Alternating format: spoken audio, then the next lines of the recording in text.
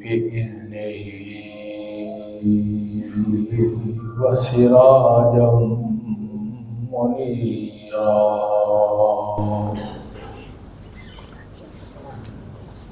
وبشر المؤمنين بأن لهم من الله فضلا كبيرا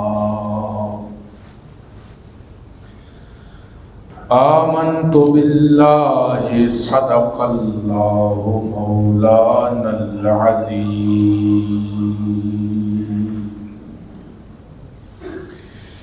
إن الله وملائكته يصلون على النبي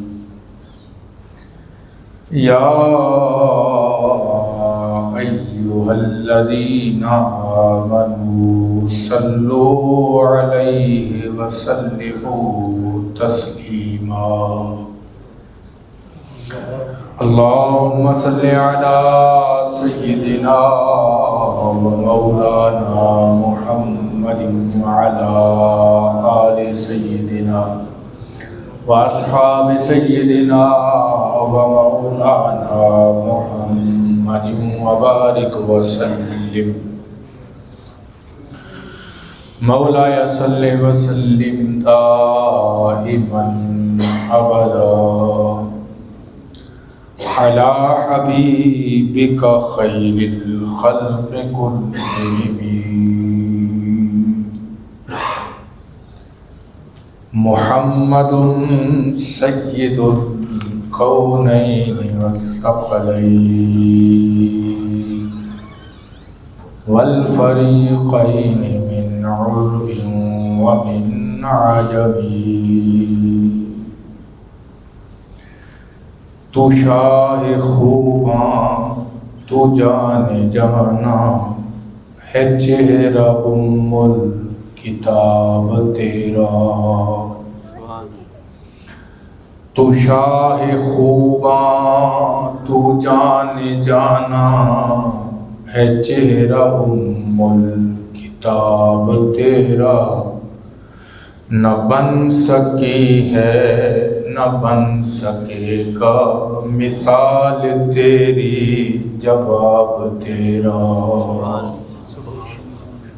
نہ بن سکی ہے نہ بن سکے گا مثال تیری جواب تیرا تو سب سے اول تو سب سے آخر ملا ہے حسن دوام تجھ کو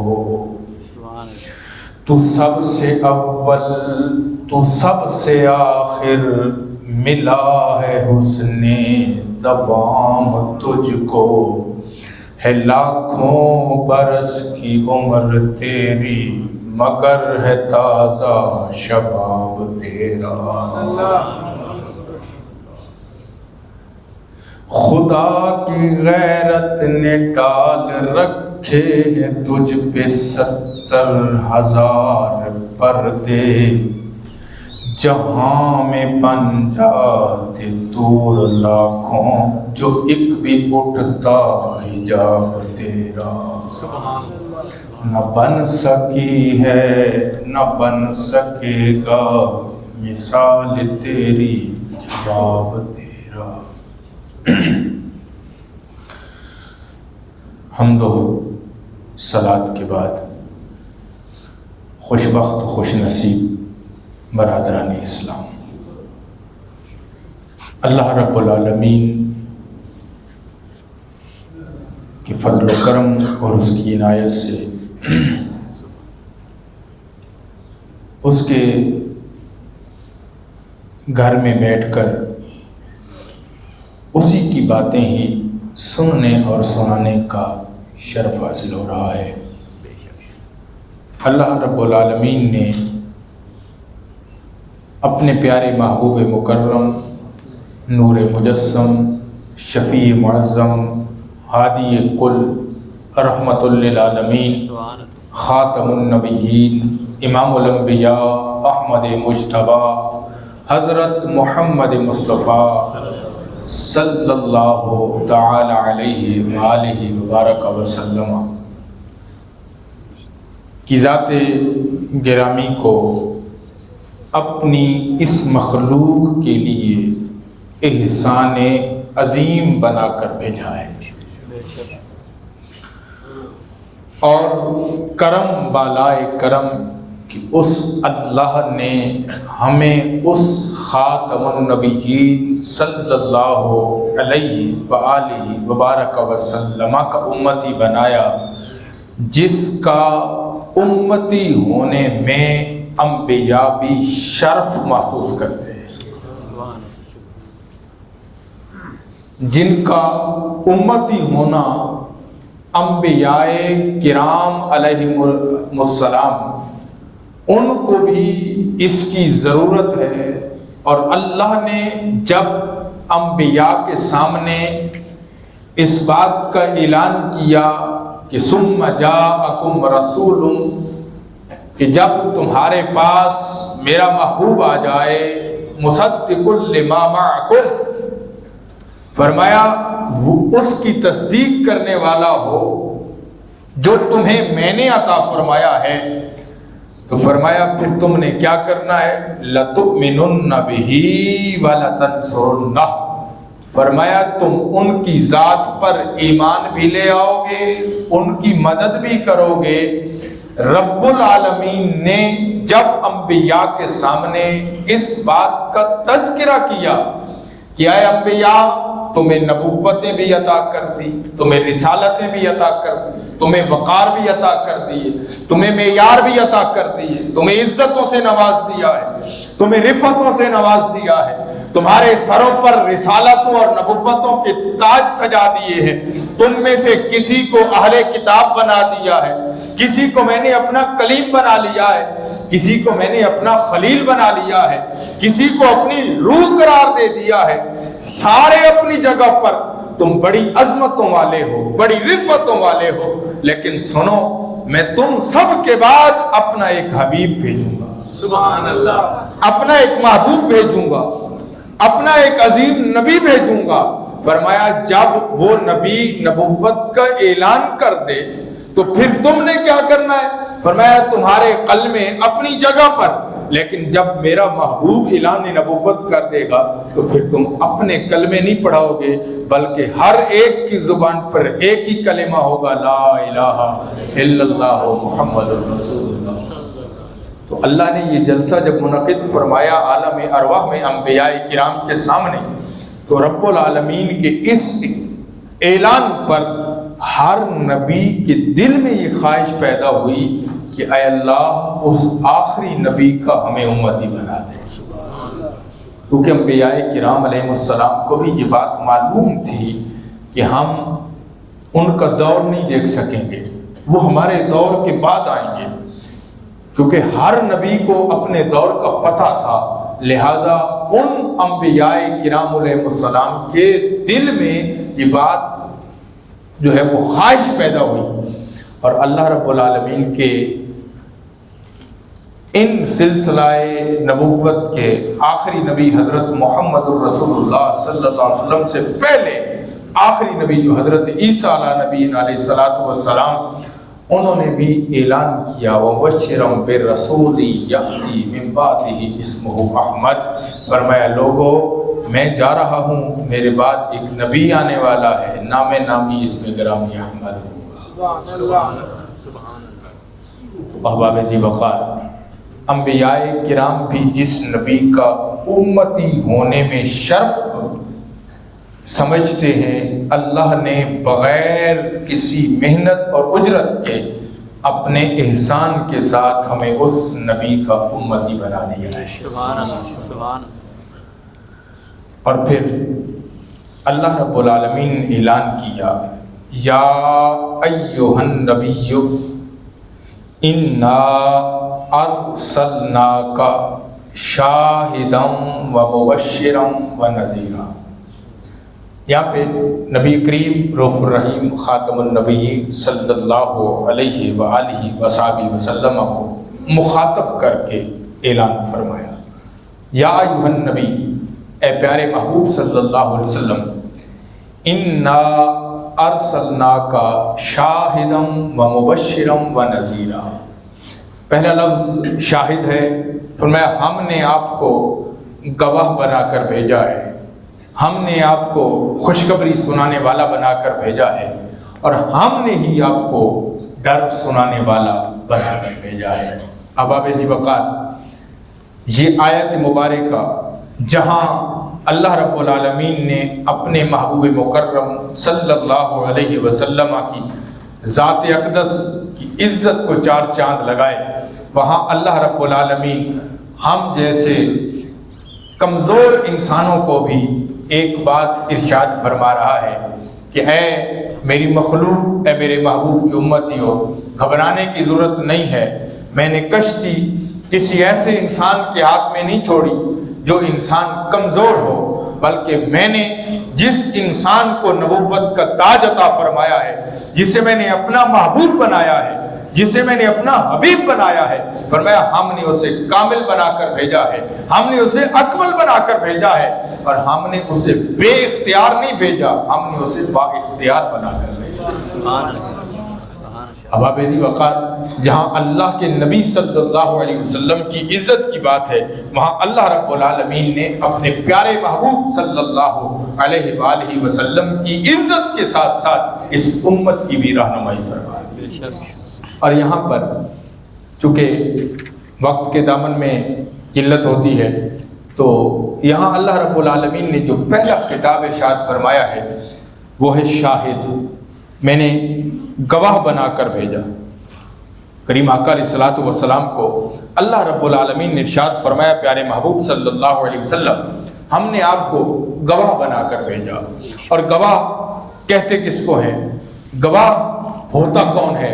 گواہ وہ ہوتا ہے جو ہر معاملہ کو جس پر وہ گواہی دے رہا ہے اس کو اپنی آنکھوں سے دیکھ بھی رہا ہو اور اپنے کانوں سے سن بھی رہا ہو. اس کو گواہ کہتے ہیں. جو اپنی آنکھوں سے دیکھے اور اپنے کانوں سے سنے.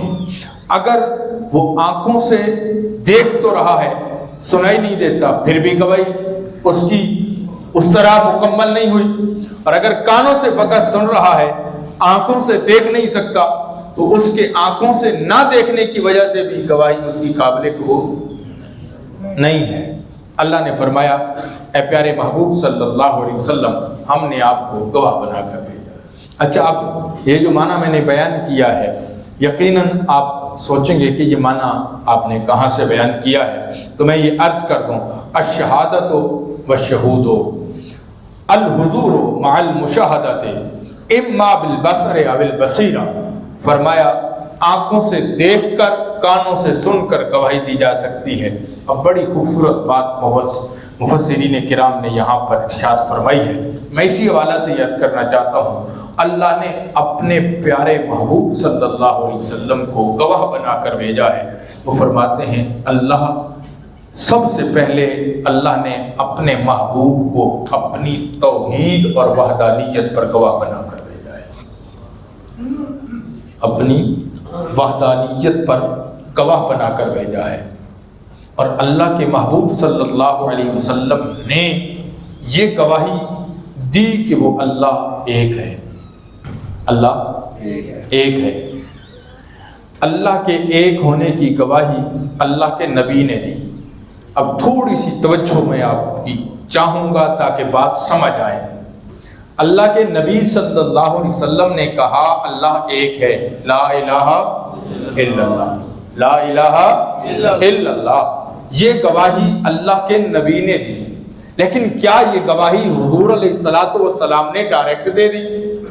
میں نے عرض کیا کہ گواہ مضبوط ہونا چاہیے، گواہ کامل ہونا چاہیے. کبھی کسی راستے میں بھکاری کی گواہی کو قبول کرتا ہے، عدالت اس کو ریجیکٹ کر دے گی. راستے میں چلتا ہوا عام آدمی گواہی دے، اس کی گواہی کو اتنی اہمیت نہیں دی جائے گی جہاں ایک بڑا آدمی گواہی دے گا. تو جب معاملہ بڑا ہو تو گواہ بھی بڑا ہوتا ہے. اللہ نے فرمایا میں نے گواہ بنا کر بھیجا. کس کو؟ آمینہ کے لال کو. کس کو؟ حسنین کے نانا جان کو، کس کو؟ محمد مصطفیٰ صلی اللہ علیہ وسلم کو میں نے گواہ بنا کر بھیجا ہے۔ اور گواہی کس ذات کی؟ فرمایا میری وحدانیت کی۔ اور گواہ وہ ہوتا ہے جو اپنے کانوں سے سنے، اپنی آنکھوں سے دیکھے۔ تو گواہ اللہ نے بنایا، اور گواہ بھی اللہ نے عام نہیں بنایا، اپنے پیارے محبوب کو بنایا۔ میں اس محبوب نے کہا لا الہ الا اللہ، کہ اے لوگوں وہ اللہ ایک ہے، لیکن کیا اس محبوب نے، اس محمد مصطفیٰ نے اس ذات کی گواہی ایسے ہی آ کر کہہ دیا لوگوں کو، لوگوں آؤ میں تمہیں کہتا ہوں اللہ ایک ہے؟ نہیں، اس اللہ نے اپنے محبوب کی گواہی دلوائی تو کب دلوائی؟ پورے 40 سال مکہ کی سرزمین پر رکھا، اس کا بچپن لوگوں کے سامنے تھا، اس کا لڑکپن لوگوں کے سامنے تھا۔ جب عین شباب پہ پہنچا، جب عین 40 سال کی عمر پہ آیا تو اعلان نبوت کر دیا۔ اور جب اعلان نبوت کا وقت بھی آیا تو کوہ صفا پہ کھڑے ہو کر لوگوں کو ڈائریکٹ نہیں کہہ دیا لوگوں لا الہ الا اللہ کہہ دو، وہ اللہ ایک ہے کہہ دو، نہیں، بلکہ ان لوگوں کو اپنی طرف متوجہ کر کے فرمایا لوگوں تم بتاؤ میری ذات کے بارے میں تمہارا کیا خیال ہے، تم میرے بارے میں کیا سوچتے ہو، تم میرے بارے میں کیا مانتے ہو، تم میرے بارے میں کیا خیال رکھتے ہو، میری ذات کے بارے میں تمہارا عقیدہ کیا ہے، میری ذات کے بارے میں تمہارا نظریہ کیا ہے، میری ذات کے بارے میں تمہارا خیال کیا ہے، میری ذات کے بارے میں تمہاری سوچ کیا ہے، بتاؤ۔ میں تمہیں اپنی ذات کے بارے میں سوال کرتا ہوں۔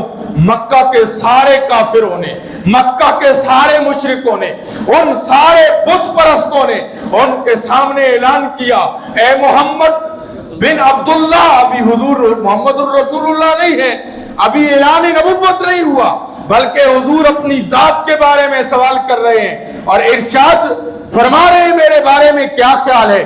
آگے قوم کہتی کیا ہے؟ کہتی ہے محمد بن عبداللہ ہم نے آپ کو امین بھی پایا ہے، ہم نے آپ کو سچا بھی پایا ہے، ہم نے آپ کو دیانتدار بھی پایا ہے، ہم نے آپ کو رحمت کا پیکر بھی پایا ہے، ہم نے آپ کو معاف کرنے والا بھی پایا ہے، اس لیے ہمارا خیال یہ ہے کہ تیری ذات پورے مکہ والوں سے اعلیٰ اور افضل ہے۔ لوگوں یہ اعلان کروانا مقصود تھا اور اس رہتی دنیا تک بتانا مقصود تھا۔ ارے اللہ کو ماننے والوں پہلے ذات مصطفیٰ کو ماننا پڑتا ہے، پھر توحید سمجھ آتی ہے۔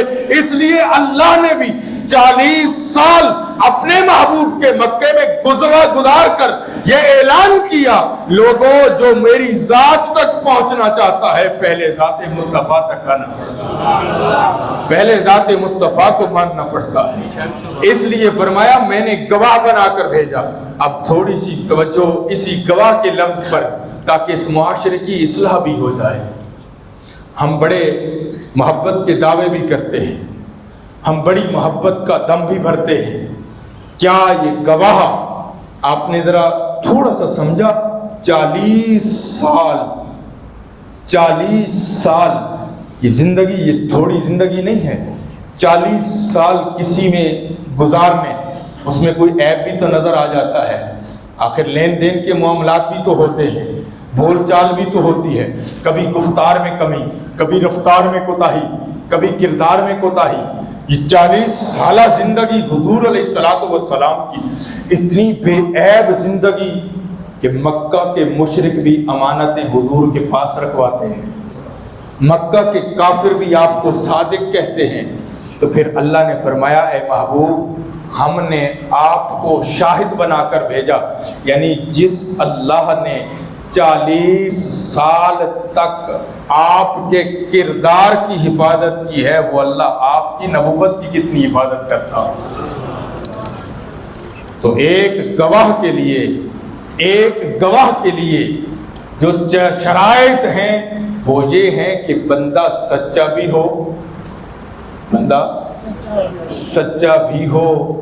بندہ پکا بھی ہو، بندہ دیانتدار بھی ہو، امانت دار بھی ہو، اللہ نے فرمایا میں نے اپنا گواہ محبوب مصطفیٰ محمد مصطفیٰ صلی اللہ علیہ وسلم کو بنا کر بھیجا، یعنی حضور کا کردار اللہ نے پوری قوم کے سامنے رکھ کر ہمیں درس دیا، لوگوں اگر تم محبت کا دعویٰ کرتے ہو تو کردار محمد مصطفیٰ والا اپنانا پڑے گا۔ اور پھر میں نے دوسری بات جو عرض کی کہ گواہ وہ ہوتا ہے جو آنکھوں سے دیکھے، کانوں سے سنے۔ اللہ کے محبوب صلی اللہ علیہ وسلم نے یہ اعلان کیا، لوگوں اللہ ایک ہے، یہ گواہی تھی۔ اب یہ گواہی کیسے ممکن تھی کہ اللہ کے محبوب نے جب تک رب کو دیکھا نہ ہوگا کیسے بتا سکتے ہیں، رب کو سنا نہ ہوگا کیسے بتا سکتے ہیں؟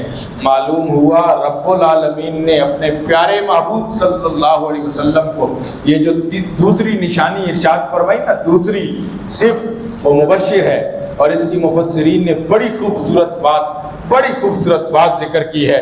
وہ فرماتے ہیں کہ مبشراً لأہل الایمان، مبشراً لأہل الایمان والطاعات بالجنہ، فرمایا یہ جو مبشر ہے نا یہ اہل ایمان اور اطاعت کرنے والوں کے لیے جنت کی خوشخبری سنانا ہے۔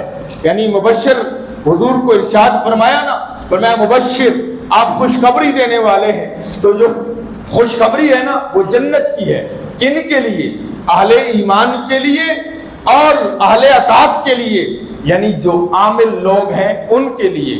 لیکن اگلی بات فرمایا وَمُبَشِّرًا لِأَهْلِ الْمَحَبَّةِ بِالرُّؤْيَا، فرمایا یہ تو خوشخبری ہے اہل ایمان کے لیے کہ ان کو جنت ملے گی، لیکن فرمایا کچھ خوش نصیب وہ بھی ہیں جن کو اہل محبت کہا جاتا ہے، فرمایا اللہ کے محبوب نے انہیں اللہ کے دیدار کی خوشخبری عطا فرما رہے۔ جس نبی کے صدقے میں اللہ اس امت کے اہل محبت کو اپنا دیدار عطا فرمائے گا، اس اللہ نے اپنے محبوب کو کتنا نوازا ہوگا، اپنے محبوب کو کتنی برکتیں عطا فرمائی ہوں گی۔ اور احباب ذی وقار احادیث رسول صلی اللہ علیہ وسلم سے ایک تو پہلی گواہی تو حضور کی یہ ہے کہ وہ اللہ کی وحدانیت کی گواہی ارشاد فرماتے ہیں۔ دوسری گواہی فرمایا وہ حشر کے دن اللہ کے محبوب صلی اللہ علیہ وسلم اس وقت گواہی دیں گے جب ساری قومیں اپنے انبیاء کی تبلیغ کے اوپر اس کا رد کر دیں گی۔ یعنی انبیاء کی جتنی قومیں ہوں گی نا، وہ سارے انبیاء کی قوم ایک ہی زبان سے یہ جملہ کہے گی، یا اللہ نہ ہمارے پاس کوئی نبی آیا تھا نہ اس نے ہمیں کوئی تبلیغ کی تھی۔ قیامت کے دن سارے نبیوں کی امتیں، ایک امت ایسی ہوگی جو نہ صرف اپنے نبی کی گواہی دے گی بلکہ ان امتوں کی گواہی بھی دے گی، اور وہ یہ امت محمد مصطفیٰ۔ جب ہم گواہی دیں گے تو ہماری گواہی پر اعتراض ہوگا کہ نہ تم وہاں موجود تھے، کیونکہ گواہ کا ہونا بھی ضروری ہے، دیکھنا بھی ضروری ہے، سننا بھی ضروری ہے۔ ہماری گواہی دوسرے لفظوں میں مشکوک ہو جائے گی، یہ میں سمجھانے کے لیے عرض کر رہا ہوں۔ اس پر شک کا اظہار ہو جائے گا، اور جو ہی شک کا اظہار ہوگا نا، ہم بھی کوئی بے وقوف تو نہیں ہے نا، ہم تو محمد مصطفیٰ کے امتی ہیں، وہاں ہم بھی بڑی عقل مندی کا ثبوت دیں گے۔ ہم کہیں گے اللہ ہم گواہی اپنی طرف سے نہیں دے رہے، ہمیں تو تیرے محبوب نے بتایا تھا، ہمیں تو تیرے محبوب نے بتایا تھا۔ ہم جب یہ عرض کریں گے نا تو پھر حضور کو بلایا جائے گا۔ اب حضور علیہ الصلوۃ والسلام گواہی پیش کریں گے اپنے مالک کے حضور، اپنے رب کے حضور، اور اس گواہی پر کسی قسم کا اعتراض نہیں ہوگا۔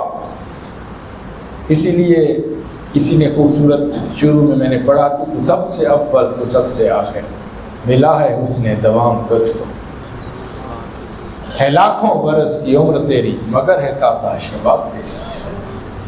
آقا علیہ السلام کی یہ گواہی کس طرح قبول ہوگی؟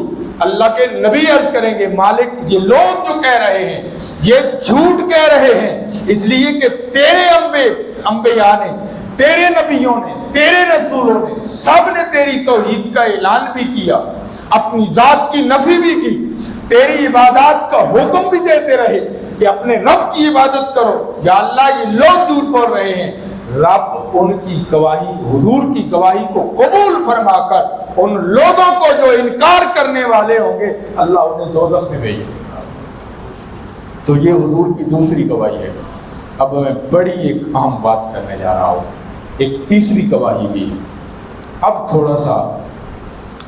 تھوڑا اپنے دامن کو پھیلائیں، اور یہ بات آپ کے ساتھ میں کرنے لگا ہوں۔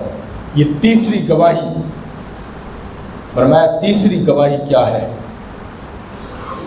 حضرت ثناء اللہ پانی پتی رحمۃ اللہ علیہ نے تفسیر مظہری کے اندر، اور علامہ ابن کثیر نے بھی اس کو نقل کیا ہے اسی آیت کے تحت، شاہدن کے تحت، میں تیسری گواہی یہ ہے کہ ہر روز امت کے اعمال حضور کی بارگاہ میں پیش کیے جاتے ہیں۔